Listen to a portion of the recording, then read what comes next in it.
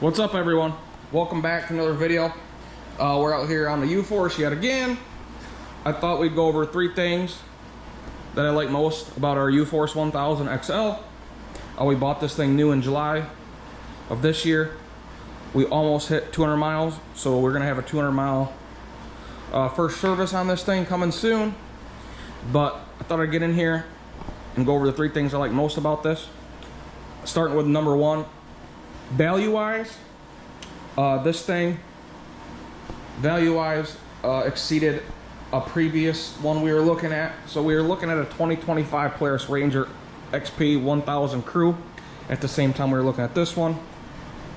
They both did have a winch on them. They both did have the roof on them. The Ranger basically didn't have the mirrors, and obviously a few things are obviously different. But price difference between this and the Ranger, we were almost $5,000 difference for both this 2025 and then the 2025 Polaris Ranger. Obviously, each dealership has different fees, but the best one we could find, we were about a $5,000 difference between this model and the Ranger that we were looking at. So couldn't justify spending $5,000. So we got the Cfmoto instead.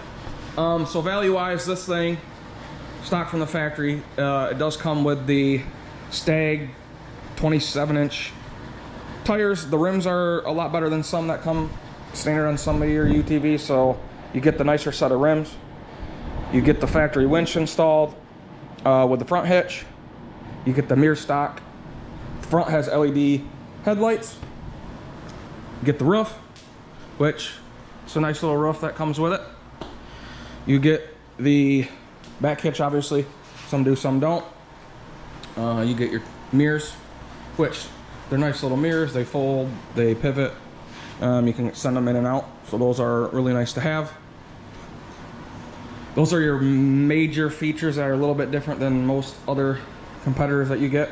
Obviously, they all have their own little versions of different features you can get, but this one comes stock, I guess you would say, with all those on it. So value-wise to us, this thing, you couldn't beat it for the price. Obviously, shop around for your best price.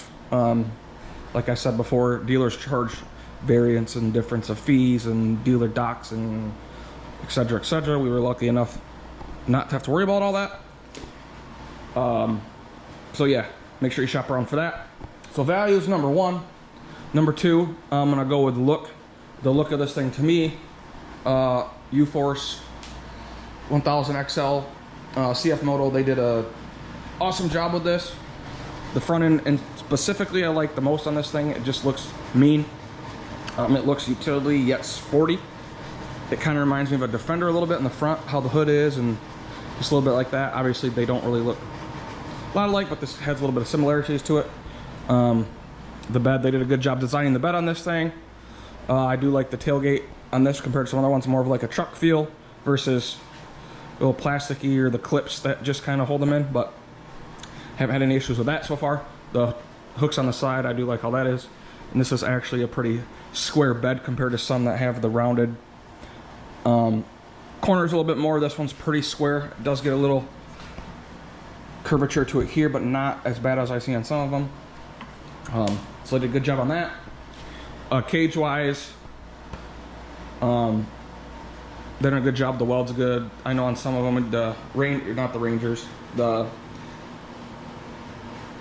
Generals, I don't know, they do a weird cross tube bar and the welds kind of look kind of crappy, but Cfmoto did a good job on theirs. So I like how that is designed. I want to say it was back here on this side. Yeah, I like how they have the hitch mount on these things as well. They did a good job with that. So for look wise, I think this thing just looks good. It looks sporty, yet still utility style. Lastly, performance. This thing has been really, I want to say, I mean, it's obviously, it's a 1000, so it gets up and goes, has plenty of power. We've had it fully loaded, 6 of us in there, with like 4 adults and our 2 kids, and power has never been an issue.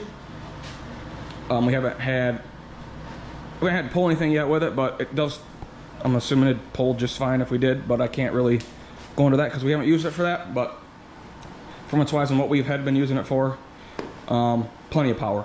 I actually haven't even really got into it because I'm still technically breaking it in. So I've had it up to almost 60 already, and there's plenty more. But I'm trying to keep my RPMs down. But yeah, performance-wise, this thing has been really good, and it doesn't seem to be too loud in the cab. When you're riding, it's nice and quiet. You can still have a conversation. Even when we have the radio going, it's still relatively easy to talk to everybody that's riding with you. So that's a positive. Some of them you can't, it's hard to hear, but this thing has been second to none on that. So recap, number one, value. Like I said, to save $5,000 to me was just a no-brainer, especially when you want to add all the extras and everything on them. Like with this one so far, you know, we've done the whip lights, we've done the sound bar, we've done the front and rear windshields, we've done, oh, what else have we done? Is that it so far? I can't remember, but oh yeah, we did do, oh no, that is it so far. Turn lights and turn signals were coming next, but what I've spent so far on accessories doesn't even add up to it. Like I said, once you add doors, I think I added this up once. I could get everything installed on here that I wanted, mod-wise, and extras and everything like that, and I still wouldn't have hit the $5 difference to buy the Ranger, which would have then had to put all the same basically accessories that I'm putting on this on the Ranger. So for this one, to get everything that I'd want on the other one, I'd still be under what it costs just to buy the base of the XP that we looked at. So that was a no-brainer. And then look-wise, like I said, this thing looks mean. It's a utility, but it looks sporty enough that it just has that sleek, slim look to it. The front end is, you know, it's not square or flat, and it's got some nice round and looks good. And then performance, this thing has exceeded my expectations. Like I said, this is obviously my first side-by-side. I did have a Polaris Ranger XP back in, I don't know, 2012 or 2010, just the 800, and obviously this is a big difference. But yeah, this thing would do circles around that thing. But yeah, for what we're doing, this thing has been perfect. I'm gonna do 3 things we dislike about it coming next. There's a few little things I would change if I could, things like that. But other than that, that's the 3 things we like most about this thing. Thank you guys for watching. Hit that subscribe button, that like button, leave a comment, let us know what's going on. We'll catch you guys next time. Peace.